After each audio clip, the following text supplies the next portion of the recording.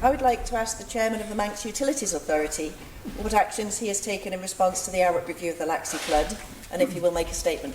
Encore. Now, this is, try not to be repetitive, but people the board might be difficult. Thank you, Mr. President. Manx Utilities fully engaged with the independent review of flooding, which took place in Laxey in October 2019, and welcomes the findings of the report. It is clear from the report that there is much to do, but I'm sure this Honourable Court will be pleased to note that Manx Utilities has been busy working collaboratively with Isle of Man Government departments to try and improve the flood resiliency in Laxey. For information, these activities include the development of a flood alleviation scheme which looks to identify all flood risk reduction opportunities possible within a catchment. This covers river, surface water and tidal flood risk sources.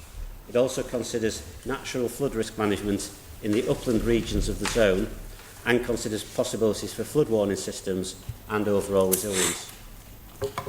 Prior to the flooding event on the 1st of October 2019, Manx Utilities had commenced the surveying and modelling phase which is required in any major flood alleviation scheme.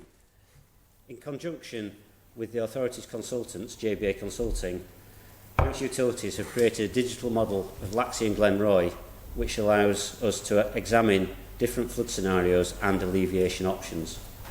Following the flood, the model was updated and the resulting analysis was shared with Arup to assist with the production of their report. Currently, the flood risk reduction options identified are being evaluated against set criteria, for example, suitability, buildability, economic viability, environmental sustainability. Once we have established a set of proposals, it will be vitally important to engage with the community to confirm that the proposed solutions are acceptable. Some elements of the flood risk alleviation programme have already been completed because it was deemed to be both sensible and pragmatic to get on and do them.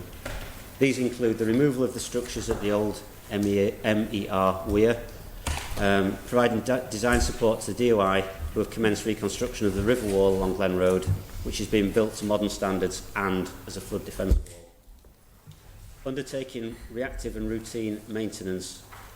As part of the reactive maintenance, we have undertaken scour protection repairs, provided bank protection using rock armour, and jointly with the Department of Infrastructure completed temporary repairs to footpaths.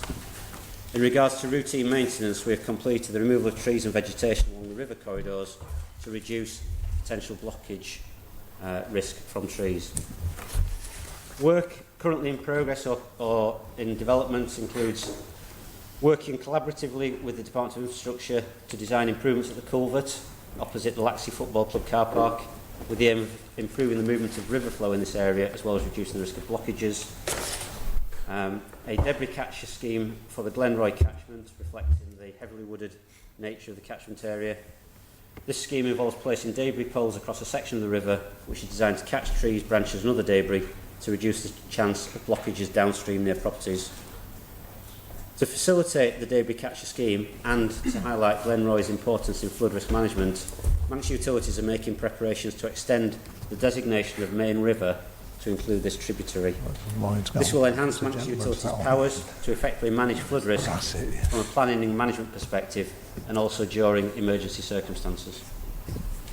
Manx Utilities has also drafted an agreement with Garff Commissioners which vests some emergency powers to the Commissioners in order that prompt action can be taken if a material issue arises quickly. It should be possible to sign this agreement in the near future.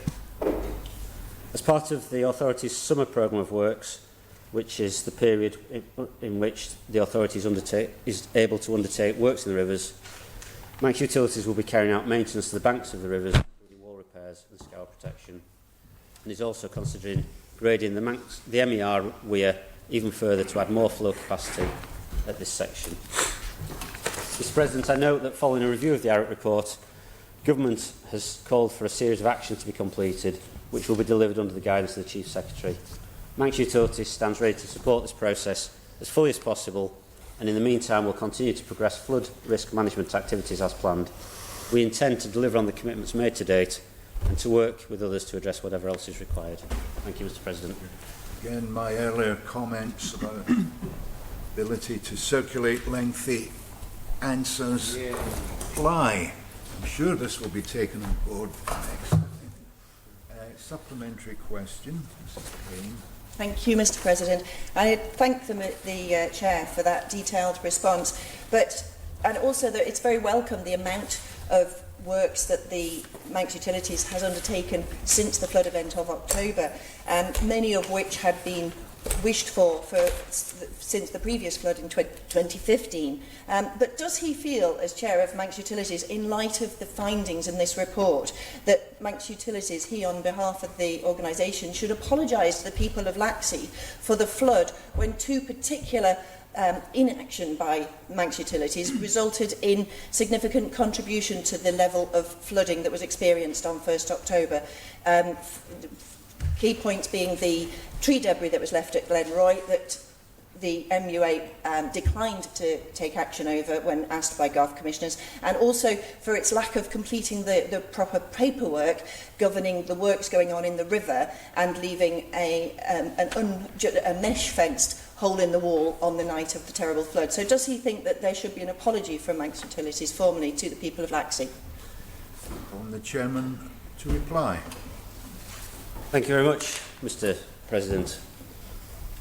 I understand fully the sentiment expressed by the Honourable Member for Garff, and on a personal level I'm extremely sorry that the issue arose again in Laxey, and I understand that my predecessor as Chairman made some very similar comments direct to the people of Laxey at the time that the issue occurred. I think the Arup report actually concludes that this wasn't just a Manx Utilities issue, this was a much broader issue, and I think the Chief Minister has very clearly in his response to the very early question today made it absolutely clear that on behalf of the whole, in the widest sense of Isle of Man government, that this is something that we very much regret, that the actions that have been identified by Arup have been taken very, very seriously, and we're committed to putting those things right. Thank you, Mr. President. Supplementary question, Mr. Hooper. Thank you very much, Mr. President. Referenced in Recommendation 4 of the Arup report is the National Flood Strategy. I'd like to ask the Chairman of the MUA, when can we expect to see progress in areas of this strategy that are identified as high risk, places, for example, such as Ramsey? Now, given comments that were made to me this morning by the Minister for Infrastructure, reminding me how quickly government can bring concepts and projects right the way through from initial concept to eventual delivery, I would anticipate that we'll be seeing some progress in very short order, but I would appreciate some information on this. Chairman to reply. Thank you very much, Mr. President, and I'd like to thank the Honourable Member for Ramsey for picking up on my comments earlier about what a timely and quick job government can do, and this was in the context of the outstanding work that was done at Nobles Hospital to equip it for the COVID-19 situation, in particular with reference to the oxygen generation facility. And there are some lessons in that, Mr. President. The lessons are that when things are really focused on and they're made an overriding priority, and when you get the right structure behind addressing the issue, then good things happen, and they can happen very, very quickly. And my commitment is to work very much with the Minister for Policy and Reform and the other stakeholders in this to really drive forward some real action on flooding and coastal erosion, because there hasn't been enough activity and enough action. This isn't just a Laxey issue, but Laxey clearly has experienced two horrendous events in a very short number of years, and unless we collectively respond to this, Laxey could experience something similar again, and so could many other areas of the island. How we address flood risk needs to hugely improve, and that, in my interpretation, my reading of the Arup report, was the overarching conclusion that government needs to really take this issue seriously. It is a cross-island issue, but there are some very specific things we need to deliver quickly in Laxey, and I very much look forward to playing a full part, whichever hat I'm wearing, whoever I'm working with, to really drive this forward. Thank you, Mr. President. Honourable Member for Council, Mr. Henderson. But am I to Director, I'd just like to pose a couple of supplementaries to the Minister, and obviously thank him for all the work being done so far in regards to the incident at Laxey. However, would he agree with me that one of the most critical parts of flood management is managing the catchment areas above Laxey? He's mentioned Glenroy. Would you agree we need to look at Axonfell area going up towards Snaith Fell? But would he further agree that there is now working evidence with regards to leaky dam engineering on river tributaries, feeder rivers, using natural resources, bog reinstatement, bog enhancement, which acts as soakaways, and also broadleaf tree planting, which are now known, and if he checks with his chief executive, that will actually help mitigate and add soakaway and resilience to the upland areas, because it was the water surface runoff which is one of the biggest factors in all this, which I've had personal experience with in Baldwin Valley and supplied copious amounts of evidence to departments on that. And would he look into a way of looking at the natural resource way of mitigation up in the catchment areas, which have proven to be so effective in other areas? Chairman to reply.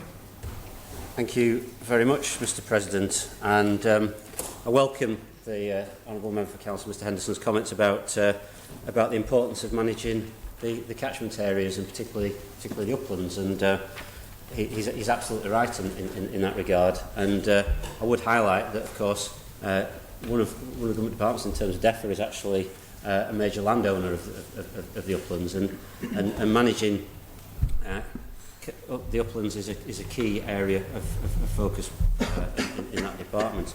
There are also private landowners, of course, and they need to play their part in this as well. This isn't just a government issue; it's an all-island issue. He highlights natural ways of managing this, and there absolutely are. It's not my area of technical expertise, but I'm very aware that there are some real opportunities around natural catchment management techniques. I can do a paper for you, Minister. Well, thank you. That would be appreciated, yeah. And tree planting, which is obviously a very important part of our response to the climate change, although we do need to be careful where we plant trees because the island is fairly windy in parts. But I would also highlight that we need Manx solutions for an Isle of Man problem, and in the sense that the topography of the Isle of Man is very unique, and the catchment is quite challenging as a result of the topography of the island. So we need to make sure that we have the right approach for the island, and that needs to include consideration of all different aspects of managing this risk. Mr. President. Supplementary, Mr. Thomas. Thank you, Mr. President. Welcome the focus on the 2015-16 work on sea defences, flooding and coast erosion.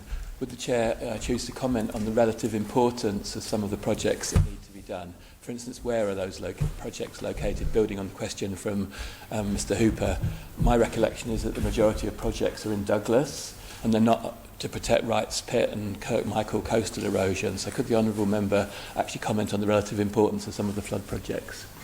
Chairman to reply. Thank you very much, Mr. President. There are a number of very high priority areas which require addressing in the island, and I'm not going to single out individual ones that either are or are not important. I'm not going to rise to the challenge that the former Minister of Policy and Reform has laid for me here. What I would say is that there was a very comprehensive piece of work done by JBA Associates, which set out some clear priorities, and the reality is that in both flooding and coastal erosion, these are real and significant issues that are causing huge issues for the people of this island, in Laxey, in Kirkmichael, and other parts of the island. And it's time for this, for us collectively, for this government to now seize this opportunity to drive forward and to really deliver some much more focused actions and outcomes for the people of this island. Thank you, Mr. President. Hear, hear.